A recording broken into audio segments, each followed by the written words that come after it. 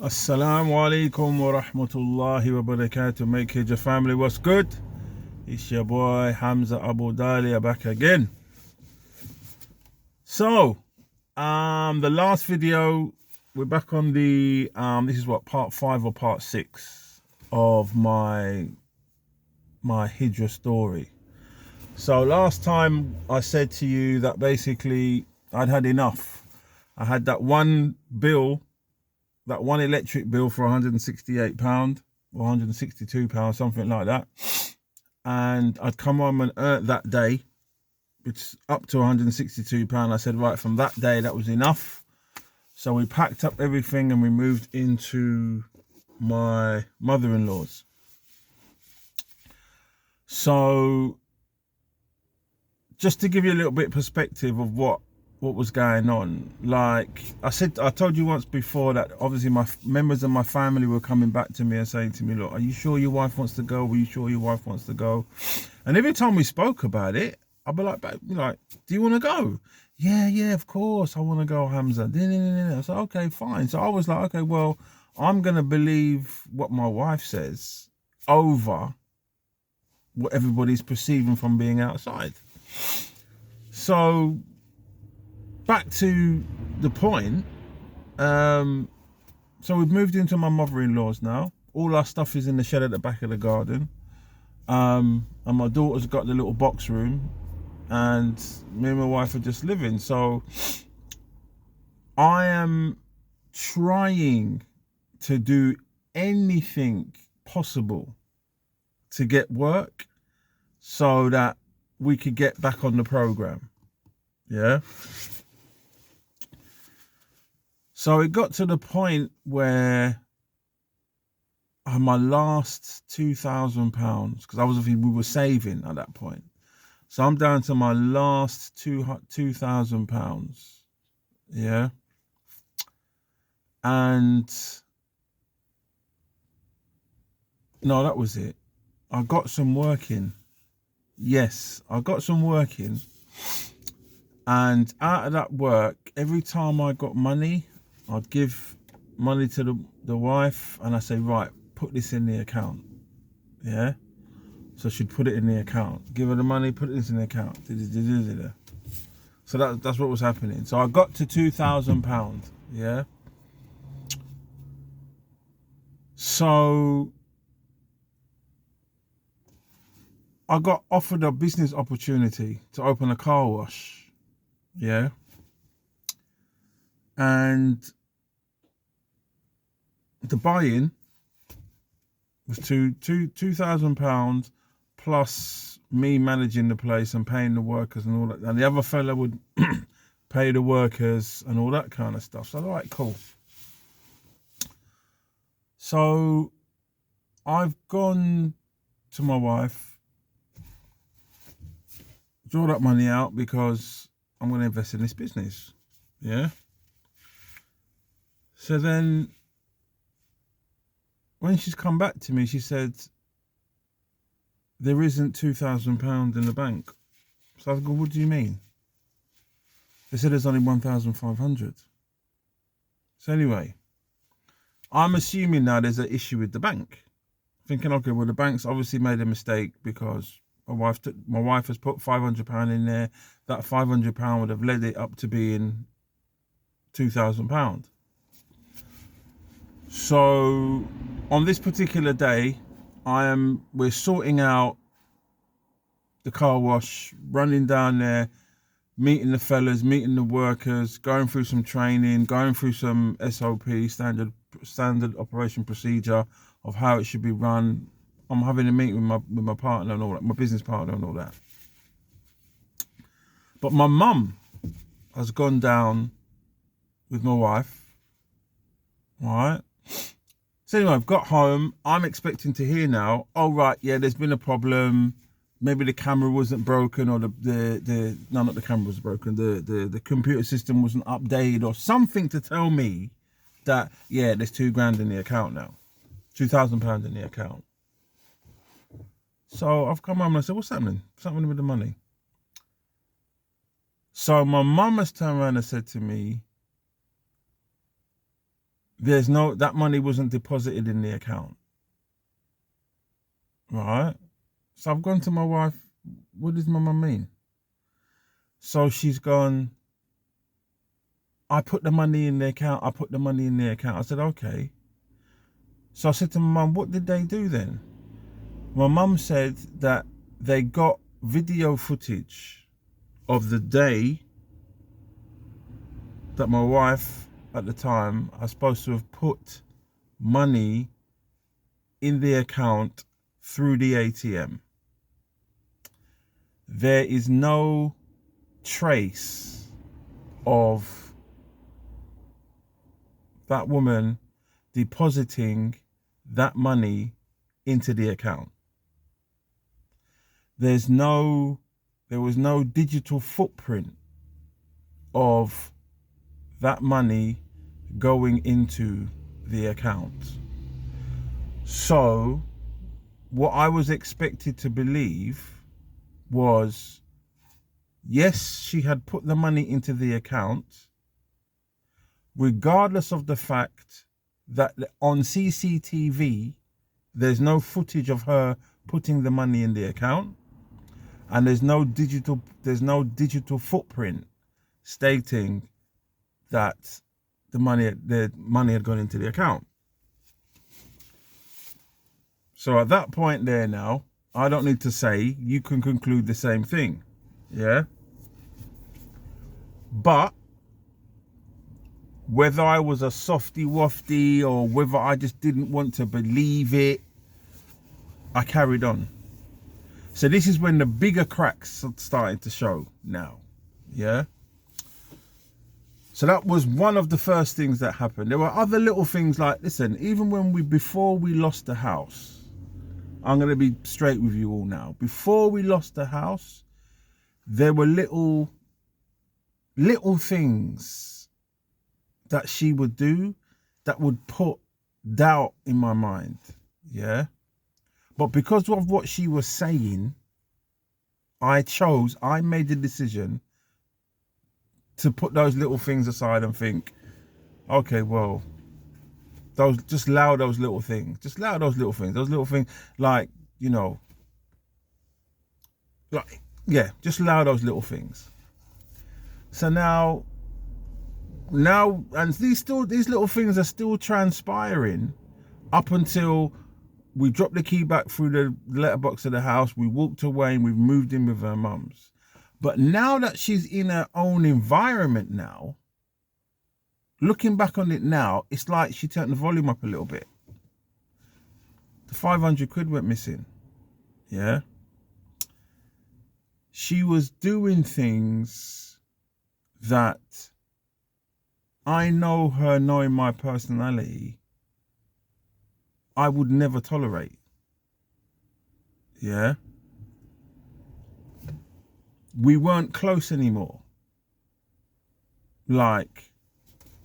So I'm stressing now because now I'm thinking, it's because of me. It's because of me. It's because of me. It's because of me. It's because of me. And in the meantime, I'm trying to get this business up and running and all this kind of stuff. So it got to the point where one evening, yeah. So anyway, let me rewind a little bit. So we've got, anyway, so there's 500 quid missing out the account. So only my investment was 1,500 quid, £1,500. Started the car wash. Car wash is flying, but my business partner was nowhere to be seen. When the boys, because the deal was, I chuck my £2,000 in, get the things up and running, and until the car wash started paying for itself, he would cover the boys' wages. All right, cool. So I've done my bit. Wages time, can't see him. Obviously, nobody's going to work for nothing or based upon a promise. So it was just me there. So we closed down the car wash, but we still had the rent. We had paid the rent up to a certain point. So what I was doing, I was renting out car park space, yeah, in this car wash, because I can't wash cars if it's busy. I can't wash cars and take money not by myself. No, it wouldn't have worked anyway. So I'm in the car park selling car parking spaces at, I think it's like £3.50 a day. Sat in my van, in the rain, in the cold, yeah, thinking to myself, what is going on? What is going on? Like, can it get any lower? Yeah. I'm thinking about my wife at the time. I'm thinking about my child. I'm thinking about like the Hijrah. Like my last 1,500 quid has been thrown into this business. Now I've got nothing. Now I'm sat in the rain, in the cold, in my van, praying for people to come in to take a parking space for £3 a time. I'm going home with like 30, 40 pounds sometime, because it just so happened that this was like holiday week, like New Year's Eve, January sales, that type of thing. So people weren't really going out anywhere. So one evening I've come home and I am wet. I'm wet through. I think I must have made £30 in change. I've come home, had a shower, had something to eat. Yeah. Prayed, obviously. And I'm sat in the living room and there's a knock at the door. Or did she knock? No, she did knock. She came in. So then she's turned to me and she goes, I got something to tell you. I goes, okay then. What's happening? Because we're still amicable. It's just that our planets are not aligning right about now. So we're still amicable. So I'm going, okay, what's happening? She said, I got something to tell you. I said, okay. She said, I love you, but I don't want to be with you anymore, and I'm not leaving the country. So I took it quite calmly, actually. So I was like, okay. So I said, you love me then, yeah? She went, yeah. So I said to her, well, if you love me, why are you not saying to me, this is the way I feel at the moment? What can we do about it? Do we go to counselling? Whatever. In telling me, but instead you're telling me you love me, but you're not leaving the country with me. No, you love me, but you don't want to be with me. And that obviously equals you're not leaving the country with me. So when I said that to her, there was a deafening silence. Deafening silence. So then she said to me, well, you know, until you find somewhere to stay, you're quite happy. You can still come and stay in the marital bed and all that. So I looked at her and I said, are you off your head? I don't even want to touch you. Like, me and you in the same bed. Nah. So what happened?